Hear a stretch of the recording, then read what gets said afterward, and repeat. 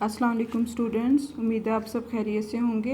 हमारा आज का लेसन इक्विलिब्रियम की डिफरेंट स्टेट्स है। आप लोगों ने रिवर्सिबल रिएक्शंस के बारे में दोनों एग्जांपल्स आपने पढ़ ली थी। आज हमारा लेसन स्टार्ट होगा, लेकिन उससे पहले ऊपर दो लाइन्स हम उसे पढ़ लेते हैं। When we think of the term equilibrium the first word that usually comes to mind is balance. जब हम इक्विलिब्रियम के बारे में पढ़ते हैं तो ज़्यादातर जो लफ्ज़ हमारे जहन में आता है उससे बैलेंस कहते हैं। ये बैलेंस हमें द बैलेंस में be achieved in a variety of ways. ये बैलेंस हमें मुख्तलिफ जो अंदाज़ हैं, जो तरीके हैं, उनसे हासिल हो जाता है।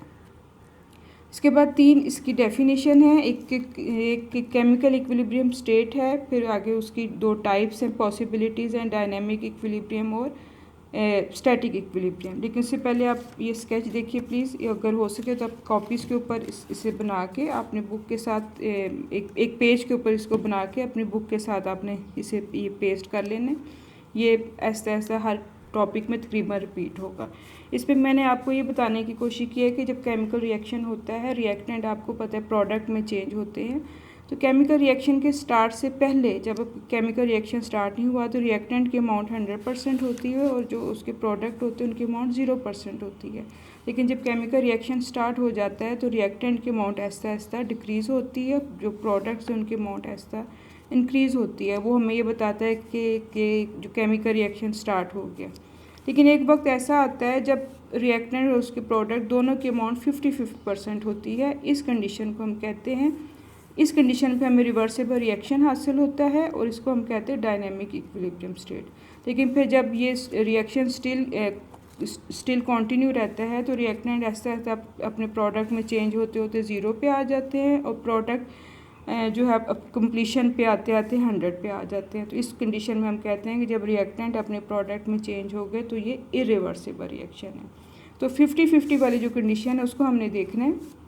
50-50 वाली कंडीशन को हम रिवर्सिबल रिएक्शन या उसको डायनेमिक इक्विलिब्रियम भी कहते हैं। तो इसके अकॉर्डिंग अब हम देखते हैं definition. When the rate of forward reaction takes place at the rate of reverse reaction, the composition of the reaction mixture remains constant. यानी जब फॉरवर्ड रिएक्शन का रेट रिवर्स रिएक्शन के इक्वल हो जाए तो कंपोजिशन मिक्सचर जो होता है, यानी जिस चीज़ में केमिकल रिएक्शन हो रहा है, यानी अगर हाइड्रोजन आयोडीन में रिएक्शन हो रहा है और हाइड्रोजन आयोडाइड ये बन रहा है, तो ये सारी चीज़ को हम कहते हैं ये कंपोजिशन मिक्सचर है जो केमिकल रिएक्शन में हिस्सा ले रहा है। तो 50-50 वाली कंडीशन पे ये केमिकल रिएक्शन की जो अमाउंट होती है ये कांस्टेंट रहती है। फिर से देखिए, when the rate of forward reaction takes place at the rate of reverse reaction the composition of reaction mixture remains constant, it is called chemical equilibrium state. ये इधर तक इसकी डेफिनेशन है। अब इसके बाद जो केमिकल इक्विलिब्रियम स्टेट है, इसकी दो पॉसिबिलिटीज़ होती हैं।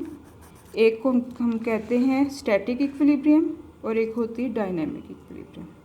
स्टैटिक इक्विलिब्रियम लिखा हुआ है when reaction ceases to proceed. Ceases का मतलब होता है रुक जाना, प्रोसीड का मतलब होता है आगे बढ़ना। मतलब जब रिएक्शन आगे बढ़ने से रुक जाता है, it is called static equilibrium. This happens mostly in physical phenomenon. ये ज़्यादातर जो चीज़ें हमें ज़ाहिरी तौर पे दिखाई देती हैं उनमें ये अप्लाई होता है। For example, a building remain standing rather than falling down. एक बिल्डिंग जो है वो अपनी जगह पे मौजूद रहेगी बजाय के नीचे गिरने के। क्यों मौजूद रहेगी? Because all the forces acting on it are balanced. This is an example of static equilibrium. यानी एक बिल्डिंग अगर किसी जगह पे मौजूद है तो उसके ऊपर तमाम फोर्सेज, जो लेफ्टवर्ड फोर्सेज और राइटवर्ड फोर्सेज, अपवर्ड फोर्सेज और डाउनवर्ड फोर्सेज, ये सारी फोर्सेज जो होती हैं बैलेंस स्टेट में आती हैं। इस वजह से जो बिल्डिंग है उसकी इक्विलिब्रियम की कंडीशन को हम स्टैटिक इक्विलिब्रियम कहते हैं। ये फिज़िकल फिनोमिना में। लेकिन जब हम केमिकल रिएक्शन के में आते हैं तो when reaction does not stop, only the rate of forward reaction and reverse reaction become equal to each other but take place in opposite direction, this is called dynamic equilibrium. ये chemical reaction के मुताबिक है कि जबकि forward और reverse reaction एक ही rate से हो रहे हैं लेकिन ऑपोजिट डायरेक्शन में हो रहे हैं। जैसे ये कि फॉरवर्ड रिएक्शन और रिवर्स रिएक्शन इक्वल रेट से हो रहे हैं लेकिन उनकी डायरेक्शन एक दूसरे के ऑपोजिट है। इस कंडीशन को कहते हैं हम डायनेमिक इक्विलिब्रियम स्टेट। और डायनेमिक इक्विलिब्रियम, इसमें डायनेमिक मीन है रिएक्शन इज स्टिल कॉन्टिन्यूइंग, यानी रिएक्शन मुसलसल हो रहा है, रुक नहीं रहा। और डायनेमिक इक्विलिब्रियम स्टेट में rate of forward reaction is equals to rate of reverse reaction. ये डायनेमिक इक्विलिब्रियम की इसकी डेफिनेशन, स्टैटिक की फर्स्ट वाला जो पैराग्राफ है वो सारा स्टैटिक का और सेकंड वाला डायनेमिक का। अब अगले पेज पे आ जाइए। अगले पेज पे आपका सवाल है कि how dynamic equilibrium is established. मैं आपको इसकी पिक आपको भेज दूँगी। ये सारे पैराग्राफ आपने इसका याद करना है शुरू से लेकर आखिर तक। हो सकता है आपकी बुक्स में कुछ बच्चों की बुक्स में जो पैराग्राफ है वो इस वक्त पैराग्राफ से थोड़ा सा डिफरेंट हो, लेकिन उसका कोई इशू नहीं है, चाहे आप इतना पैराग्राफ लिखा हो या जो आपकी बुक में, दोनों ही ठीक है। In a reversible reaction dynamic equilibrium established before the completion of reaction. Reversible reaction में डायनेमिक इक्विलिब्रियम रिएक्शन के कंप्लीट होने से पहले हो जाता है, और इससे हमने जो रिप्रेजेंट करना है अपने ग्राफिकली, ये नीचे डायग्राम दिखाई गई है। इनिशियल स्टेज पे रेट ऑफ फॉरवर्ड रिएक्शन बहुत फास्ट होता है, रिवर्स रिएक्शन बहुत स्लो होता है। अगर आप ये डायग्राम देखें ये इसमें इन्होंने बताया है कि ये इसका टाइम है और ये रेट ऑफ रिएक्शन है।